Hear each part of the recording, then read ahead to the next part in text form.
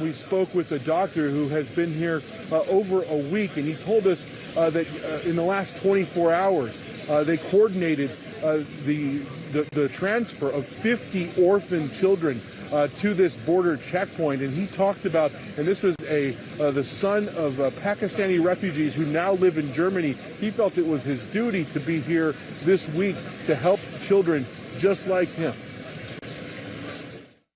The children, actually, many of them, as I told you, due to the coldness, they had severe coolings and cold effects on the fingers, on their toes.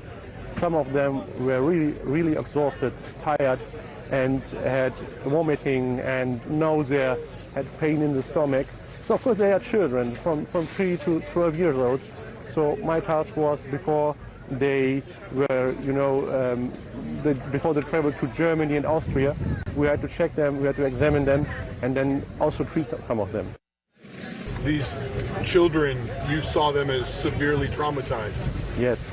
Many of the patients, or many of the people arriving, are traumatized. Actually, as a doctor, in normal cases, the patients come to the doctor. Only in emergency cases, we come to the patient. So here it is like you have nearly always to go to the patient, because many of them, they forgot that they had some diseases, they have some severe injuries like wounds which are infected, which need to be treated. So what we are doing as a doctor, or what I'm doing as a medical doctor, as a professional, I go to the patient, and this is all what I'm doing here on the street here. I ask people if everything was fine, and then they remember, okay, yes, of course, I forgot my medication, I didn't take it, but I have severe hypertension, for example. Or they can remember, yeah, I have a great wound, please have a look at it. And in several times, in several cases, I found some infected wounds which needed to be treated, and which is then done. And Pamela, that doctor told us he was the son of Pakistani refugees who immigrated from Pakistan to Germany in the 1980s.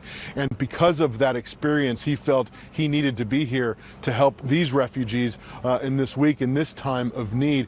And as I mentioned, this is the pathway just beyond the gates you might see down there in the distance. That is Ukraine, and that is where thousands of people continue to be dropped off, either walking or taking bus rides from the interior of the country to this border checkpoint to cross into Poland tonight.